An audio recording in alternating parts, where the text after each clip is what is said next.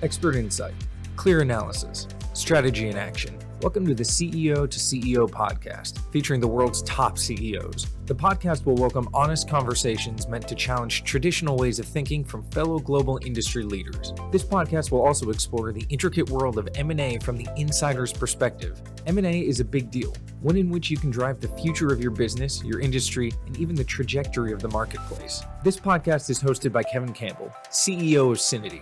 Synity is a global enterprise data solution provider specializing in data operations and data transformation. Kevin Campbell is a global champion in data and has served as the former Group Chief Executive Officer at Accenture and COO of Oscar Insurance Corporation. On this week's podcast, we sit down with Josh Moffitt, founder and president of Silverton Mortgage.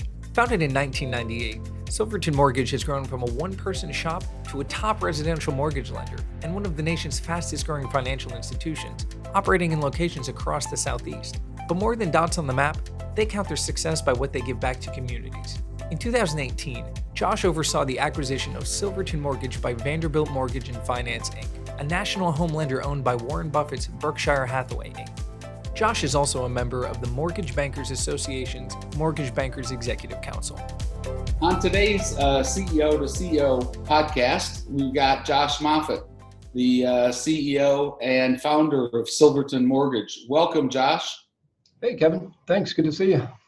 Good to see you. And how about you tell us, we start with a little bit of background on Silverton and a little bit about the history.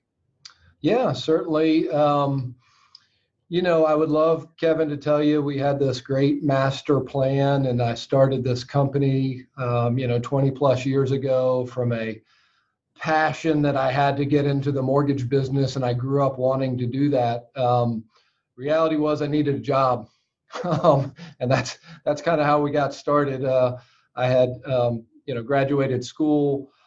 Followed a brilliant, beautiful girl here to Atlanta that was my girlfriend at the time and now wife, and got in the mortgage business just by luck. A friend of a friend was hiring, took a job, $11 an hour, making copies at a mortgage company.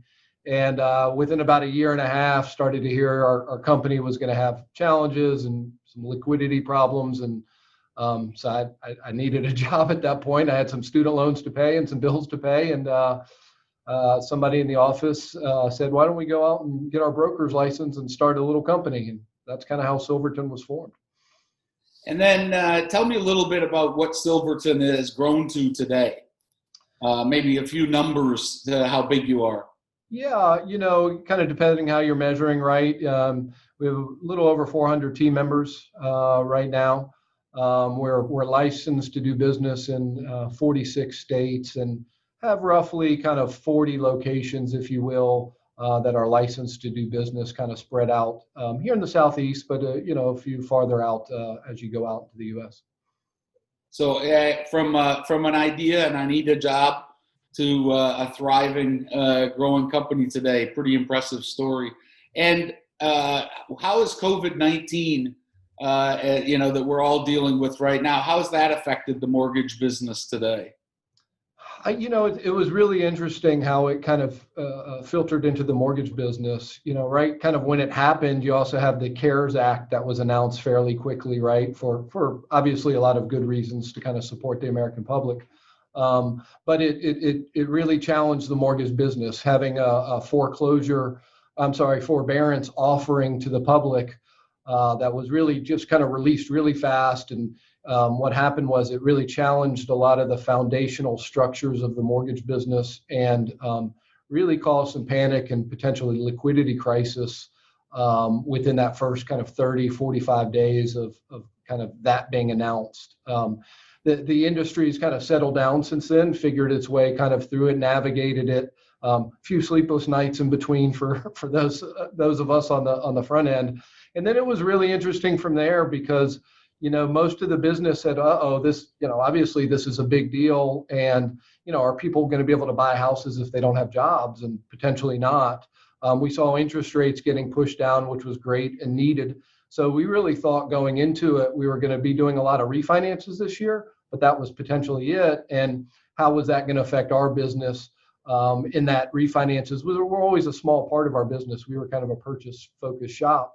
So we kind of took a pause and said, wow, this could really impact the business this year. And then all of a sudden, this kind of tsunami hit of both refinances, which we kind of expected, but the buying side, which was kind of just an unbelievable event of consumers wanting to take advantage of low rates, maybe being cooped up in their houses for a while with kids trying to work and going, this place is just too small for us, we got to get out, really created just this massive kind of buying event as well this year too. So the mortgage business is kind of like a seesaw. You usually have refinances busy, purchases not so much, and then kind of flip-flops from there a lot of times. This year we kind of have a V-shaped seesaw with both sides just kind of booming at this point. So it's been really interesting. That's great for business. How are you dealing with the surge in volume? Our supply chain, if you will, is people, right? We're a financial services business. So our supply chain is people, and it's really put a lot of pressure on our supply chain. With everybody being busy, we're all looking for good, qualified, talented folks. We tend to have skilled trade labor, if you will. These aren't typical jobs that you could just kind of fill somebody from off the street. And so it takes a while to create some of these jobs. And so it's really put a lot of capacity challenges throughout the industry, Silverton as well, because of that supply chain and just needing more and more people that really can't be created overnight. So it's been great for business, but tough on the people side of our business. Yeah. And, you've grown from, just a couple people to, you said over 400 people today. How did you go about that growth? Did you do any acquisitions or acquisitions of or talent acquihires, as they call it? Yeah, our growth is, and we're not unique in the mortgage retail side of the business, is really through acquisitions of sales teams and books of business, if you will. Early on, I don't know if there was much of a plan. It was just a lot of getting out there, being in sales, meeting people, connecting, right, and networking, and kind of telling your story and hopefully finding good fits, along the way. And then I think as any company really grows and starts to mature from that, kind of toddler phase into, the gangly teenager, right, which I think we stayed in that phase for a long time. You try different things. You explore and you bring on somebody who maybe is just focused on that and expanding your footprint. And you have some successes and you have some failures, and you try to find what style growth works best for you. But during that 20 plus years, we haven't made an acquisition on the business side. We haven't gone out and bought a business. It's been more on the sales team side of things. And how do you, I know you well enough to know you have a strong culture at Silverton. How do you find people that are going to fit in that culture? And are there any little, things that you keep in your mind when you're talking to sales teams to say, hey, these group might be a fit and these ones won't be? Yeah, fit is that's where the magic happens, right? And probably the hardest part of it, not just unique to the mortgage business, but the prospecting side has really changed through the years. You really had to used to get out there and know people and meet people. And now there's software that can tell me where strong performing teams are really throughout the whole country and what their book of business looks like. So that's become more of an open landscape than it used to be. You didn't know what type of loans somebody did or were they trending up or trending down. And that's really now through data at all of our fingertips. So, that helps, but then you still have, as you mentioned, kind of the cultural piece. And, really that's what it's all about when it's all said and done. And we've had a lot of successes and we've had certainly some failures. And looking back, chasing volume can get you in trouble. If you're just going after the top guy or girl and, really not asking the right questions and just seeing that number out there, what you end up with possibly is a high performing terrorist, right? Right.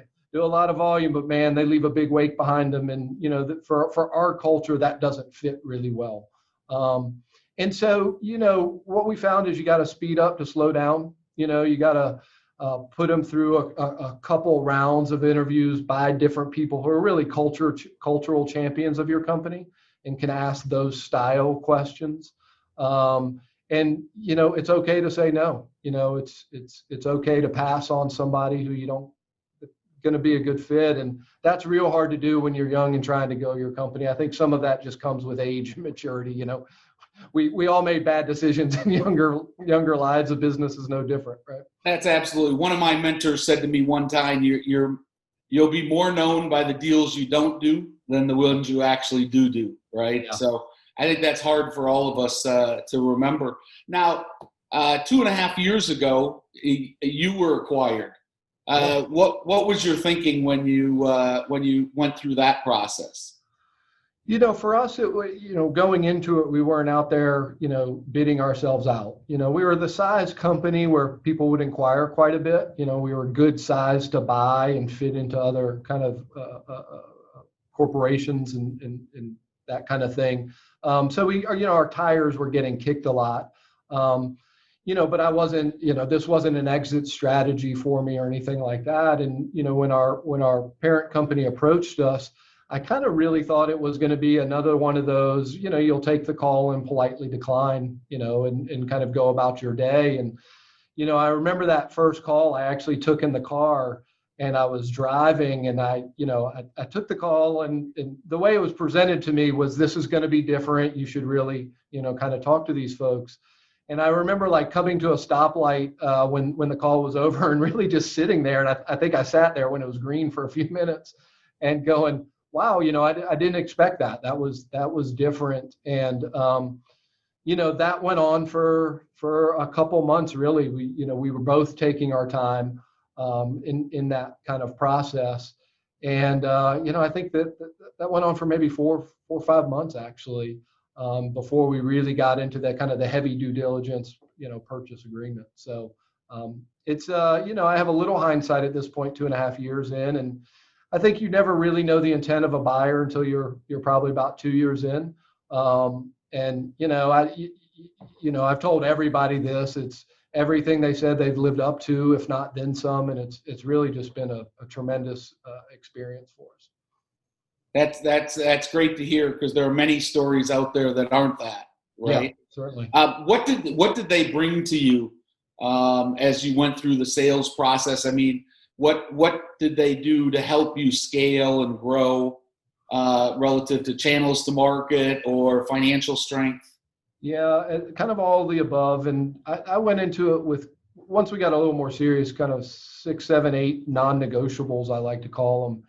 And, those were what provided us the growth in a lot of cases. I wanted to continue to run the business and stay on. Like I said, it wasn't an exit strategy. The culture had to fit. We talk a ton about culture. But I really wanted opportunities that were tangible, that could grow the business, and not just, here's a checkbook, you go do it.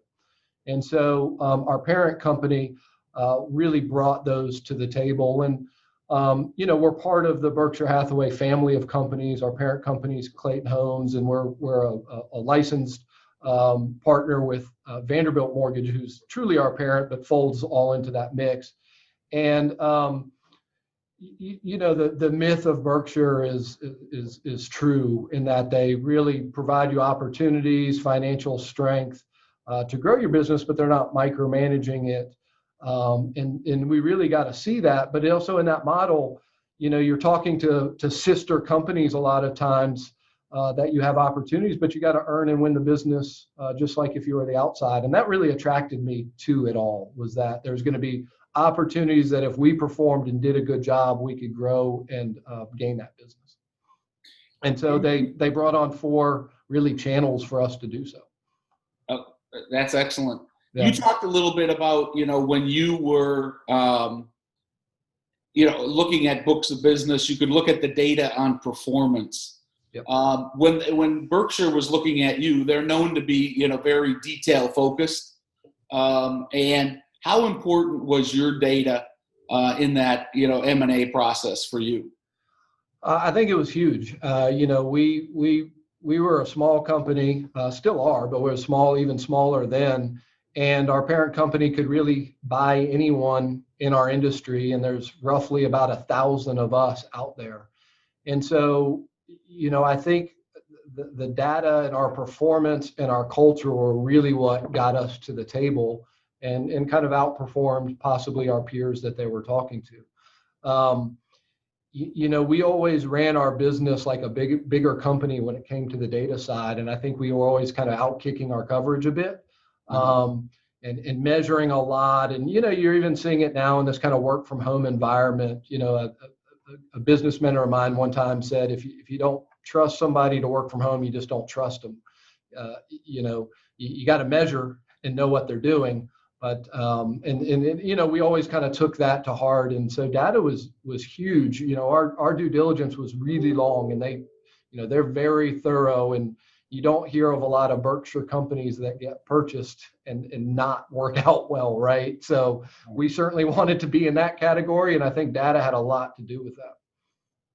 When you go forward here and you think about acquisitions, what role do you think further acquisitions might play in Silverton's future?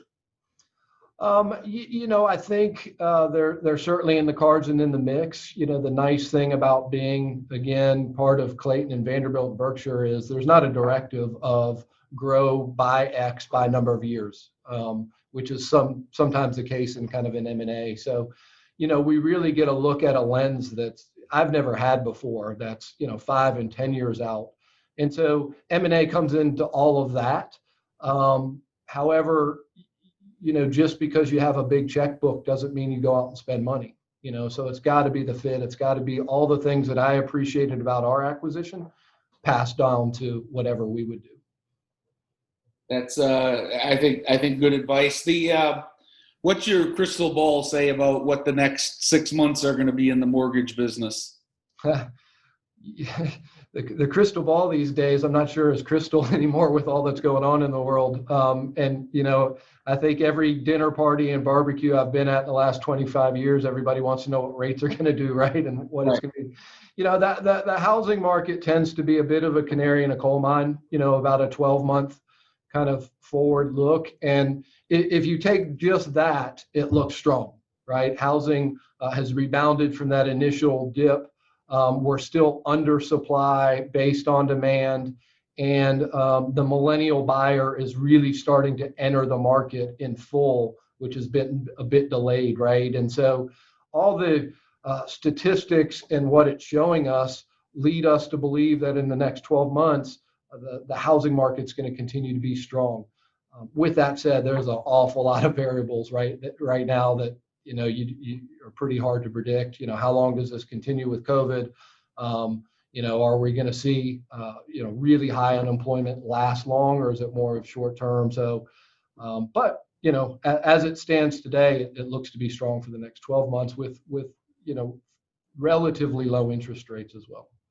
How much does the presidential election and who gets elected here in the U.S., how much does that play into to mortgage rates and what's going to happen?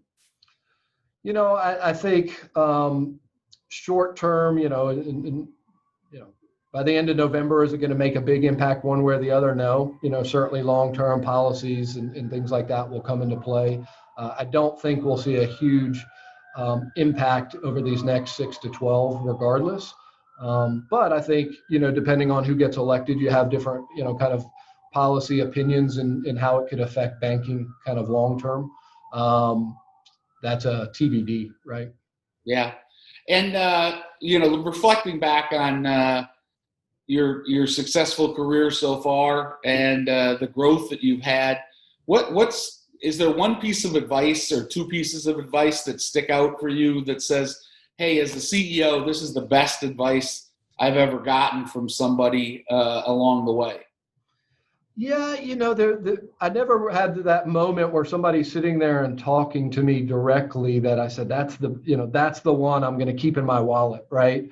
But I was in and Kevin, you'll know the group I'm talking about, our Vistage group. This was a couple years ago, and I was fairly new into the group and kind of learning, and there was a lot of, just really impressive CEOs in there. And a gentleman named Ray Bishop was one of the CEOs, and Ray was one of these cool guys that, didn't say a whole lot, but when he spoke, you took out your notebook and kind of, he was like E.F. Hutton, right? When he speaks, people listen. And he was presenting on his company one day, and he said, I forget how he phrased it, but he said, you know what, guys, I have hit every goal and milestone I've ever set for myself in business. But sometimes the dates were just wrong, and I took that, and said, we get so wrapped up sometimes in quarters and months and days and all these kind of things. And really what's important is to set the vision and set the goals, celebrate the successes along the way. And you're going to take steps back and forward and all those kind of naturally things. But, it's really our job to do that as CEOs. And, if you miss it by a quarter, it shouldn't keep you from still getting to where you want to go. And so I just love that quote and have always used it in my planning and vision for where we want to take the company. Josh Moffitt, Silverton Mortgage. Josh, thanks for joining us today. And thanks for a lot of good advice for our audience. Awesome. Thanks, Kevin. Really appreciate you having me on. Thank you for joining the CEO to CEO podcast. Join us next time as we uncover data strategies to support mergers, acquisitions, and divestitures with the world's top CEOs.